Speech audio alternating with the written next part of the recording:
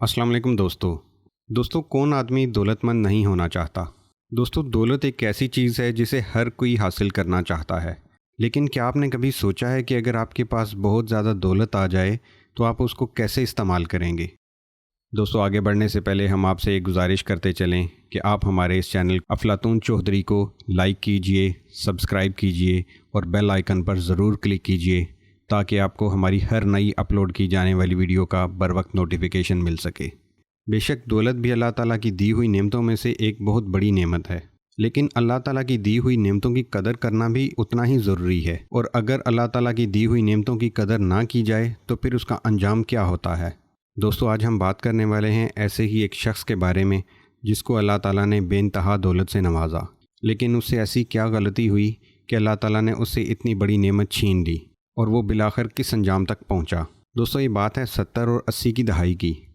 اس کی شہرت اور دولت کا اتنا چرچا تھا کہ شہزادیاں اور شہزادے اس کے ساتھ ایک کپ کافی پینا اپنے لیے اعزاز سمجھتے تھے۔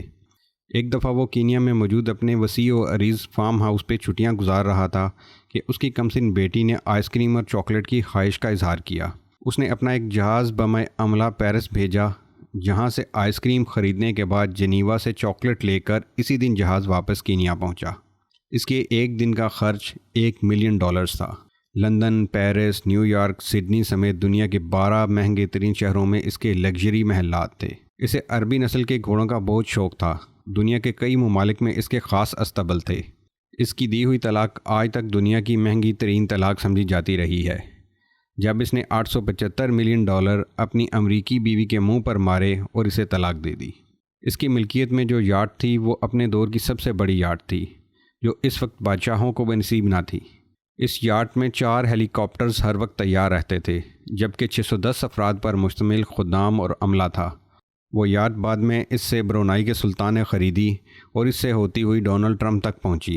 ٹرمپ نے $29 ملین میں خریدی۔ اس کی اس یاٹ پر جیمز بانڈ سیریز کی فلموں سمیت کافی مشہور ہالی ووڈ فلمیں شوٹ کی گئیں۔ اپنی 50ویں سالگرہ پر اس نے اسپین کے ساحل پر دنیا کی مہنگی ترین پارٹی دی، جس میں دنیا کی 400 معروف شخصیات نے 5 دن تک خوب مستی کی۔ امریکی صدر رچرڈ نکسن کی بیٹی کی ایک مسکراہٹ پر 60,000 پاؤنڈ مالیت کا طلائی ہار قربان کر دیا۔ اسلحے کا بہت بڑا سوداگر تھا، ملکوں کے درمیان وہ اسلحے کی ڈیل اور معاہدے کرواتا تھا۔ سعودی عرب اور برطانیہ کے درمیان اس نے $20 ارب کے معاہدے کرائے۔ شراب اور شباب اس کی کمزوری تھی۔ 4 جائز اور 8 ناجائز بیگمات اس کے عقد میں تھیں۔ یتیموں پر دست شفقت رکھنا، بیواؤں کا خیال، مسکینوں کی مدد، سیلاب اور زلزلوں میں انسانی ہمدردی کے تحت فلاحی کام، ان سب سے اسے سخت الرجی تھی۔ اس کا یہ جملہ مشہور تھا کہ آدم علیہ السلام نے اپنی اولاد کی کفالت کی ذمہ داری مجھے نہیں سونپ دی ہے۔ 80 کی دہائی میں وہ $40 ارب کے اثاثوں کا مالک تھا۔ پھر آہستہ آہستہ اللہ نے اس کی رسی کھینچ لی۔ اب تنزل اور انحطاط کی طرف اس کا سفر شروع ہوا۔ اربوں ڈالرز کی مالیت کے اس کے ہیرے سمندر میں ڈوب گئے۔ کاروبار میں خسارے پہ خسارہ شروع ہوا، قرضے پہ قرضہ چڑھا، سب اثاثے فروخت کر ڈالے۔ اس کے دوست احباب، اس کے چاہنے والوں نے اس سے نظریں پھیر لیں۔ یہ ایک لمبی مدت گمنامی کے پاتال میں چلا گیا۔ کسی کو خبر نہ تھی کہ وہ کہاں ہے۔ پھر ایک دن یہ لندن میں کسی سعودی تاجر کو ملا۔ اس کی حالت غیر ہو چکی تھی۔ اس تاجر سے کہا وطن واپس جانا چاہتا ہوں، لیکن کرایہ نہیں۔ اس سعودی تاجر نے اکانومی کلاس کا ٹکٹ خرید کر اسے دیا اور یہ جملہ کہا، اے عدنان، اللہ تعالیٰ نے فقیروں اور غریبوں پر مال خرچ کرنے اور صدقہ کا حکم دیا ہے، یہ ٹکٹ بھی صدقہ ہے۔ اپنے دور کا یہ کھرب پتی شخص صدقے کی ٹکٹ پر عام مسافروں کے ساتھ جہاز میں بیٹھ کر جدہ پہنچ گیا۔ اس ارب پتی تاجر کا نام عدنان خاشقجی تھا۔ یہ عرب نژاد ترکی تھا۔ اس کی پیدائش مکہ مکرمہ میں ہوئی تھی۔ اس کا والد شاہی طبیب تھا۔ یہ شخص ترکی میں قتل ہونے والے صحابی جمال خاشقجی کا چچا تھا۔ 2017 میں اس کا انتقال ہوا۔ میں نے جب اس شخص کی زندگی کا مطالعہ کیا، یقین کیجئے میں ہل کر رہ گیا۔ اللہ تعالیٰ کے انصاف پر میرا ایمان مزید پختہ ہو گیا۔ یاد رکھیں، آپ جتنے بھی طاقتور ہیں، آپ جتنے بھی ثروت مند ہیں، اللہ تعالیٰ کے آگے بہت کمزور ہیں۔ اپنی دولت اور طاقت کو کبھی بغاوت کے لیے استعمال نہ کرنا۔ اللہ تعالیٰ کی پکڑ بڑی سخت ہے۔ رسول اللہ صلی اللہ علیہ وآلہ وسلم زوال نعمت سے ہمیشہ اللہ تعالیٰ کی پناہ مانگتے تھے۔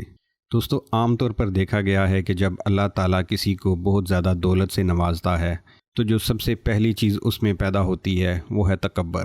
اسے لگتا ہے جو کچھ اس نے حاصل کیا ہے وہ اس کے اپنے بلبوتے پر اسے ملا ہے، یا اس میں کوئی خاصی چیز تھی جس کی وجہ سے اللہ تعالیٰ نے اس کو نوازا ہے۔ حالانکہ دیکھا جائے تو یہ اللہ تعالیٰ کی نوازش ہے، وہ کسی پر بھی یہ کرم کر سکتا ہے، لیکن اللہ تعالیٰ کی اس رحمت کو زحمت میں انسان خود ہی بدل لیتا ہے۔ تاریخ گواہ ہے، آپ دیکھ لیجئے، فرعون کو دیکھ لیجئے، قارون کو دیکھ لیجئے، یا کسی بھی دوسرے بڑے بادشاہ کو دیکھ لیجئے، یا پھر اپنے ہی ارد گرد کسی ایسے شخص کو دیکھ لیجئے جس پر اللہ تعالیٰ کا بہت زیادہ کرم ہو۔ جن لوگوں نے اللہ تعالیٰ کی اس نعمت کو اس کی طرف سے عطا سمجھا، انہیں اللہ تعالیٰ اور نوازتا گیا، اور وہ اپنی دنیا بھی بنا گئے اور آخرت بھی۔ اور جن لوگوں نے یہ سمجھا کہ نہیں یہ تو انہی کا حق تھا، انہی کے اندر کوئی بہت خاص چیز تھی، یا ان کی اپنی ہی محنت سے ان کو یہ عروج ملا ہے، ان کا انجام ہمیشہ بہت عبرتناک ہوا ہے۔ لیکن دوستو، یہ کہنا آسان ہے اور کرنا بہت مشکل۔ آپ بھی سوچئے کہ اگر اللہ تعالیٰ آپ پر اپنا اتنا فضل کر دے اور آپ کو اتنا امیر کبیر کر دے تو آپ کیا کریں گے؟ اور آپ کو کیا لگتا ہے ایسی کون سی غلطی تھی جو اس شخص نے کی اور آپ نہیں کریں گے؟